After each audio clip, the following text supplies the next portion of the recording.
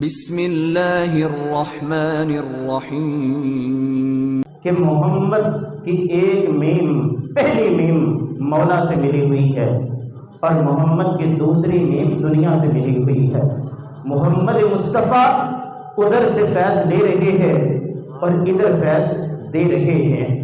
اسی لیے اللہ پاک نے اشارے کیے ہیں قرآن مجید کے اندر۔ رب ذوالجلال نے اشارے کر کے کہا کہ میرے محبوب کو جب دیکھو تو صرف مکہ المکرمہ کی گلیوں کے اندر چلتا پھرتا نہ دیکھنا، صرف غار حرا کی خلوتوں کے اندر نہ دیکھنا، صرف غار ثور کی بلندیوں میں بھی نہ دیکھنا، صرف صفا پہاڑوں کی چوٹیوں میں بھی اس پر چلتے ہوئے نہ دیکھنا، مروہ کی وادیوں میں اترتے ہوئے نہ دیکھنا، طائف کے بازاروں کے اندر سے چلتا ہوا بھی نہ دیکھنا، مدینہ طیبہ کی گلی کوچوں کے اندر خرامہ پھر کر مدینہ طیبہ کی دھرتی کو رشک جنت بناتے ہوئے بھی نہ دیکھنا، صرف خیبر، خندق، احد اور بدر کے اندر بھی میرے مصطفیٰ کو صرف اس حیثیت سے بھی نہ دیکھنا، بلکہ رب ذوالجلال نے اشارہ کیا، کہا وَمَا يَنطِقُ عَنِ الْهَوَىٰ إِنْ هُوَ إِلَّا وَحْيٌ يُوحَىٰ۔ میرے مصطفیٰ کو اس حیثیت سے بھی دیکھنا، جس وقت وہ بولتا ہے زبان مصطفیٰ کی ہوتی ہے، کلام رب ذوالجلال کی ذات کا ہوتا ہے۔ کہا اس حیثیت سے بھی دیکھنا کہ وَمَا رَمَيْتَ إِذْ رَمَيْتَ وَلَٰكِنَّ اللَّهَ رَمَىٰ، کہ جس وقت 17 رمضان المبارک کو بدر کے میدان کے اندر اللہ کے محبوب نے زمین سے ایک مٹھی مٹی کی بھر کے کافروں کی طرف، دشمنوں کی طرف پھینکی، سارے کافروں کی آنکھ کے اندر وہ گرد و غبار چلی گئی۔ ادھر اللہ کے محبوب نے اٹھا کر مٹی پھینکی تھی، ادھر قرآن کی آیت نازل ہوئی کہ وَمَا رَمَيْتَ إِذْ رَمَيْتَ وَلَٰكِنَّ اللَّهَ رَمَىٰ۔ دیکھنے والوں یہ تو دیکھ رہے ہو کہ یہ مصطفیٰ کا ہاتھ ہے، اللہ پاک نے فرمایا کہ یہ مصطفیٰ کا ہاتھ نہیں، ہاتھ مصطفیٰ کا تھا، لیکن پھینکنا رب ذوالجلال کی ذات کا تھا۔ حدیبیہ کے مقام پر، جس وقت حدیبیہ کے مقام پر بیعت لی جا رہی تھی عثمان غنی کی، جب بیعت لی گئی، اللہ کے محبوب نے اپنا ہاتھ، دوسرا ہاتھ اپنے ہاتھ کے اوپر رکھ کر کہا کہ یہ عثمان کی طرف سے بیعت ہے۔ رب کی قرآن کی آیت نازل ہوئی ید اللہ فوق ایدیہم، کہ یہ ہاتھ مصطفیٰ کا نہیں، یہ رب کا ہاتھ ہے۔ اللہ فرماتے ہیں کہ حیثیت سے بھی میرے مصطفیٰ کو دیکھنا کہ زبان مصطفیٰ کی، کلام خدا کا، ہاتھ مصطفیٰ کا، پھینکنا خدا کا، یہ کان مصطفیٰ کے، سننا خدا کا، یہ ہاتھ مصطفیٰ کے، لیکن حقیقت کے اندر یہ خدا کے۔ یہ ایک طرف رب نے کہا اس حیثیت سے مصطفیٰ کو دیکھو کہ اللہ تعالیٰ کی صفات کا مظہر میرا مصطفیٰ ہے، اور دوسری طرف مصطفیٰ نے انسانوں سے کہا کہ انما انا بشرکم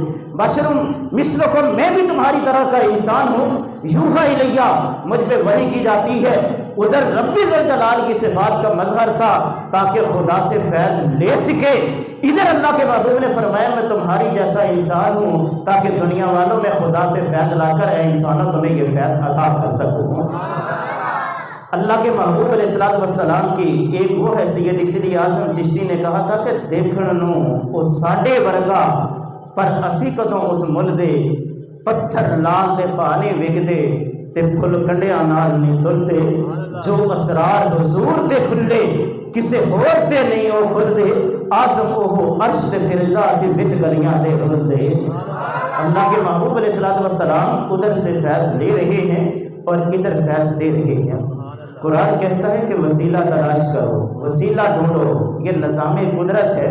کہ رب نے کوئی چیز بھی وسیلے کے بغیر نہیں دی۔ امام ابن تیمیہ تھا کہ جس نے سب سے پہلے وسیلے کا انکار کیا، پھر اس کے بعد اس کے ماننے والے پیروکار وہابیہ جو ہے وہ بھی اس کا انکار کرتے ہیں وسیلے کا۔ اللہ نے یہ ہمیں وجود عطا کیا، یہ کس کا وسیلہ ہے؟ ماں باپ کا۔ باپ نہ ہوتا، ماں نہ ہوتی، یہ وجود بھی نہ ملتا۔ یہ وجود عطا کیا ماں باپ کے وسیلے سے، علم عطا کیا استاذ کے وسیلے سے، بیمار ہو جائے انسان شفا ملتی ہے طبیب کے وسیلے سے، ماں کے پیٹ کے اندر انسان کا وجود بنتا ہے ایک مخصوص فرشتے کے وسیلے سے، مال ملتا ہے مالداروں کے وسیلے سے، ہمارے پاس رزق آتا ہے کاروبار کے، ایک ذریعہ معاش رب نے بنایا ہے، اس ذریعہ معاش کے وسیلے سے موت آئے گی ملک الموت کے وسیلے سے۔ رب ذوالجلال کی ذات نے وجود دیا تو ماں باپ کا وسیلہ، علم دیا تو استاذ کا وسیلہ، مال دیا مالداروں کا وسیلہ، کاروبار دیا، ذریعہ میں دولت دی تو ایک کاروبار کا وسیلہ رب نے بنایا ہے۔ یہ سارے کے سارے وسیلے رب نے ذات کے پیدا کیے ہیں، یہ سارے کے سارے کسی وسیلے سے نعمت مل رہی ہے، اور کائنات عالم کی ساری نعمتیں اگر مل رہی ہے تو آمینہ کے لال کملی والے محمد مصطفیٰ کے وسیلے سے مل رہی ہے۔ یہ سب کچھ کہ جس وقت یہ دنیا کے اندر انسان کی زندگی ختم ہوتی ہے، قبر کے اندر جاتا ہے، قبر میں راحت ملے گی تو مصطفیٰ کے وسیلے سے، میدان حشر میں شفاعت ملے گی مصطفیٰ کے وسیلے سے۔ حدیث پاک کے اندر آتا ہے کہ رب اپنے جلال کے اندر جب اپنے عرش پہ متمکن ہوگا اور خدا کے غضب کو دیکھ کر وَتَرَىٰ كُلَّ أُمَّةٍ جَاثِيَةً، ہر کوئی گھٹنوں کے بل گر پڑے گا، کیا اولیاء، کیا صلحاء، کیا علماء، بڑے متقی پرہیزگار بھی گھٹنوں کے بل گرے ہوئے ہوں گے، اور خدا جب اپنے پورے جلال کے اندر ہوگا ہر نظر کام اٹھے گی محشر کے دن، اور خوف سے ہر کلیجہ دہل جائے گا، اوڑھ کر کالی کملی وہ آ جائیں گے، سارے محشر کا نقشہ بدل جائے گا۔ خدا کا غضب اور خدا کا جلال بھی اگر فروغ ہوگا میدان حشر کے اندر مصطفیٰ کے وسیلے سے، شفاعت ملے گی مصطفیٰ کے وسیلے سے، اور پھر دنیا کی ہر نعمت ملتی ہے مصطفیٰ کے وسیلے سے، اور میدان حشر کے اندر حساب و کتاب کے بعد جنت بھی ملے گی تو آمینہ کے لال محمد مصطفیٰ کے وسیلے سے۔ ساری کائنات عالم کے اندر ہر چیز مصطفیٰ کو اللہ نے وسیلہ بنایا ہے، حضور نہ ہوتے کچھ بھی نہ ہوتا اس کائنات عالم کے اندر، کہ نہ دریاؤں کی موجوں میں ہوتی روانی، نہ دریاؤں کی موجوں میں ہوتی روانی، نہ ہوتا سمندر میں بہتا یہ پانی، نہ سورج کی کرنیں چمکتی زمین پر، برستے نہ جلوے زمین و زماں پر، اور نہ بادل میں پانی کا ہوتا خزانہ، نہ مٹی غذاؤں کا بنتی بہانہ، نہ بارش نہ کھیتی نہ سبزہ نہ دانہ، نہ یہ آشیانہ نہ وہ آشیانہ، نہ ہوتی زمین بھی نہ ہوتا فلک بھی، نہ جن و بشر نہ حور و ملک بھی، کلیم و خلیل و صفی بھی نہ ہوتے، نبی بھی نہ ہوتے، ولی بھی نہ ہوتے، فضا میں صدا للترانی نہ ہوتی، جہاں میں وفا کی کہانی نہ ہوتی، نہ تورات ہوتا نہ انجیل ہوتی، نہ جہاں میں فوج ابابیل ہوتی، نہ قرآن ہوتا نہ توحید ہوتی، نہ بخشش کی امید ہوتی، نہ ہی شمس و قمر نہ یہ چاند تارے، نہ جنت نہ دوزخ نہ دریا نہ تارے، جہاں میں کسی چیز کا سایہ نہ ہوتا جو رب نے محمد بنایا نہ ہوتا۔ یہ ساری کائنات بھی اللہ پاک نے اس کو وجود دیا ہے تو آمینہ کے لال کملی والے محمد مصطفیٰ علیہ السلام کے وسیلے سے دیا ہے۔ قرآن کہتا ہے کہ اے ایمان والو اللہ سے ڈرو اور اللہ کی بارگاہ تک پہنچنے کا وسیلہ تلاش کرو۔ اسی لیے ان انبیاء اولیاء صالحین ان کے توسط سے رب ذوالجلال کی بارگاہ سے فیض لینا پڑتا ہے۔ حضور اکرم صلی اللہ تعالیٰ علیہ وسلم کی صحابیہ تھی حضرت کبشہ رضی اللہ تعالیٰ عنہ، آپ فرماتی ہیں کہ حضور ایک مرتبہ ہمارے گھر تشریف لائے، اللہ کے محبوب علیہ السلام نے مشکیزے کے منہ کے ساتھ منہ لگا کر پانی نوش فرمایا۔ حضرت کبشہ کہتی ہیں کہ حضور نے پانی نوش فرمایا تو اپنا منہ مشکیزے کے منہ کے ساتھ لگایا تو میں نے مشکیزے کا منہ کا وہ حصہ جو تھا وہ کاٹ کر علیحدہ کر لیا کہ جس مشکیزے کو منہ کو حضور کا دہن مقدس لگا تھا۔ پھر آپ فرماتی ہیں میں نے اسے محفوظ رکھا۔ مدینہ یا گرد و نواح کے اندر کوئی شخص بیمار ہو جاتا، طبیب علاج کرتے، صحت یاب نہ ہوتا، ادویات سے صحت یاب نہ ہوتا، جب وہ قسمت کا مارا ہوا جس وقت صحت یاب نہ ہوتا پتہ چلتا وہ لے کر کبشہ کہتی ہیں کہ میرے پاس آ جاتے تو میں اس مشکیزے کا منہ کا ٹکڑا جس کو میں نے کاٹ کر علیحدہ کیا ہوا تھا، حضور کا دہن مقدس لگا ہوا تھا، پیالے کے اندر پانی ڈال کر اس حصے کو پانی کے اندر گھول دیتی، پھر وہ بیمار کو پلا دیا جاتا۔ حضرت کبشہ کہتی ہیں کہ جس طبیبوں کی طب سے جس کو آرام نہ آتا، حکیموں کی حکمت سے آرام نہ آتا، ادویات سے جس کا علاج نہ ہوتا، اور جو موت کے دہانے میں پہنچ چکا ہوتا اور جب کسی طرح سے اس کو علاج اس کا نہ ہو سکتا، جب میرے پاس لے کے آتے تو دہن مقدس رسول اللہ کا جس مشکیدے کے ساتھ لگا تھا، جب میں پانی کے اندر گھول کر اس کو پلاتی تو وہ بیماریوں کا مارا ہوا شخص پانی پینے کے بعد اسی وقت شاخ بشاخ صحت مند ہو جایا کرتا تھا۔ حضرت کبشہ رضی اللہ تعالیٰ عنہ کا بھی ایمان اور عقیدہ یہ تھا کہ رسول پاک صلی اللہ تعالیٰ علیہ وسلم کے وسیلے سے جس چیز کو حضور کا دہن مقدس لگ چکا ہے، دنیا کی دوائیاں استعمال کرنے کے باوجود بھی جسے شفا نصیب نہیں ہوتی تھی، وہ رسول اللہ کے توسط، رسول اللہ کے وسیلے سے اگر اس پانی کو پی لیتا جس کے ساتھ دہن مقدس حضور کا لگا ہوا تھا تو اللہ اس کو شفا نصیب کر دیا کرتا تھا۔ حضور اکرم صلی اللہ تعالیٰ علیہ وسلم کا بی بی عائشہ کی بارگاہ کے اندر لوگ آئے اور آ کر عرض کی کہ یا رسول اللہ صلی اللہ علیہ وسلم، آ کر عرض کی عمر مومنین کی بارگاہ کے اندر قحط پڑ رہا ہے، بارشیں نہیں نازل، بارشیں نہیں ہو رہی۔ آپ نے فرمایا کہ رسول پاک علیہ السلام جس جگہ پر مدفون ہے، حضور کا جلوسہ انور تھا، بی بی عائشہ کا حجرہ کہا اس کی چھت کو کھول دو۔ جب چھت کو کھولا گیا کہا براہ راست رسول اللہ کی قبر مبارک کا تعلق آسمان کے ساتھ پیدا ہونے دو۔ جو ہی چھت کھولی گئی تو رسول پاک علیہ السلام کے لحد مبارک کے صدقے سے رب ذوالجلال اسی وقت بارشوں کو نازل کرنا شروع کر دیا۔ کائنات کے اندر کوئی نعمت رسول اللہ کے وسیلے کے بغیر نہیں ملتی۔ آج کعبہ ہے، ساری دنیا کعبے کی طرف منہ کر کے نماز ادا کرتی ہے۔ وہ کعبہ جو 360 بت اس کے اندر رکھے ہوئے تھے، 500 سال تک بت اس کے اندر پڑے رہے۔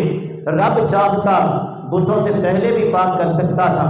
عیسیٰ علیہ السلام کے بعد سے لے کر حضور کی آمد تک وہ بت پڑے رہے، بتوں کی نجاستوں سے کعبہ آلودہ رہا۔ حضور آئے دنیا کے اندر، اللہ نے اپنے محبوب کے ذریعے کعبے کو پاک کروایا اور کعبے کو پاک کروا کے دنیا والوں کو بتا دیا کہ ایک وہ میرا گھر ہے جسے کعبہ کہا جاتا ہے، ایک مومن کا دل میرا گھر ہے کہ قلب المومن عرش اللہ، مومن کا دل اللہ کا عرش ہے۔ اللہ پاک نے اس چیز کی طرف اشارہ کر دیا کہ کملی والے محمد کے سوا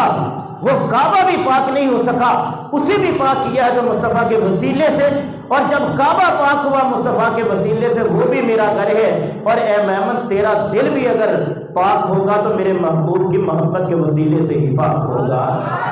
اس لیے رب ذوالجلال کی ذات نے آمینہ کے لال کملی والے مصطفیٰ علیہ السلام کو وسیلہ بنا کر حضور اکرم علیہ السلام کو فیض کا پاور ہاؤس بنا دیا ہے، اور اللہ کے محبوب جو ہیں وہ رب کی بارگاہ سے فیض لے رہے ہیں، اور حضور اپنی امت کے اندر اپنے فیض کو تقسیم کر رہے ہیں۔ خالد نقشبندی نے کہا تھا کہ قربان میں ان کی بخشش پہ مقصد بھی زبان پہ آیا نہیں، قربان میں ان کی بخشش پہ مقصد بھی زبان پہ آیا نہیں، بن مانگے دیا پھر اتنا دیا، دامن میں ہمارے سمایا نہیں۔ ایمان ملا تو ان کے صدقے، قرآن ملا تو ان کے صدقے، رحمان ملا تو ان کے صدقے، وہ کیا ہے جو ہم نے پایا نہیں؟ رحمت بس ان کی رحمت ہے، مفہوم سمجھ اس رحمت کا، اس کو بھی گلے سے لگایا ہے جسے اپنا کسی نے بنایا نہیں۔ تو کہتے ہیں کہ ایمان مصطفیٰ کے صدقے، قرآن مصطفیٰ کے صدقے، رمضان مصطفیٰ کے صدقے، دنیا کے نعمت مصطفیٰ کے صدقے، قبر کی راحتیں مصطفیٰ کے وسیلے سے، میدان حشر کی شفاعت مصطفیٰ کے صدقے، جنت مصطفیٰ کے صدقے،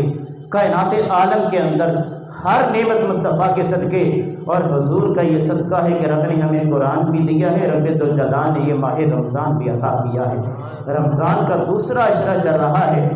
تیسرا عشرہ شروع ہونے والا ہے، تیسرا اور آخری عشرہ جس کے اندر معتکفین اعتکاف بیٹھتے ہیں، اور اللہ کے محبوب علیہ السلام رمضان کے روزے فرض ہونے کے بعد سے لے کر قدم آخری اللہ کے محبوب علیہ السلام نے ہر سال ماہ رمضان کے آخری عشرے کے اندر آپ نے اعتکاف فرمایا۔ اعتکاف جس کے بارے میں حدیث پاک کے اندر آتا ہے کہ اللہ 2 مقبول حج اور 2 عمروں کا ثواب عطا فرما دیتا ہے۔ حالت اعتکاف کے اندر بیٹھنے والا شخص وہ اگر لغو باتیں نہیں کرتا، فضولیات سے پرہیز کرتا ہے، تو اس کا سونا بھی عبادت ہے، جاگنا بھی عبادت ہے، کھانا عبادت ہے، پینا عبادت ہے، اس کا ذکر بھی عبادت ہے، اس کی خاموشی بھی عبادت ہے۔ وہ 10 دن جو آخری عشرہ ہے وہ معتکفین کے لیے ایک بہت بڑا اللہ کی طرف سے انعام اور اللہ کی طرف سے بہت بڑا اعزاز ہے۔ اور پھر اعتکاف یہ سنت علی الکفایہ ہے، کسی بھی مسجد کے اندر جہاں باجماعت نماز ادا ہوتی ہے وہاں پر اعتکاف کرنا ضروری ہے۔ اگر کوئی بھی اعتکاف نہ کرے تو پوری آبادی پر گناہ گار بھی آبادی ہوتی ہے اور رب کی بارگاہ کے اندر جواب دہ بھی ہوگی، پوری آبادی پر وہ بوجھ اور ذمہ داری ہوگی۔ اور اگر ایک یا چند آدمی اعتکاف میں بیٹھ جائیں گے تو پوری عبادی کو اللہ تعالیٰ ان متکفین کی عبادت سے مالا مال فرما دیتا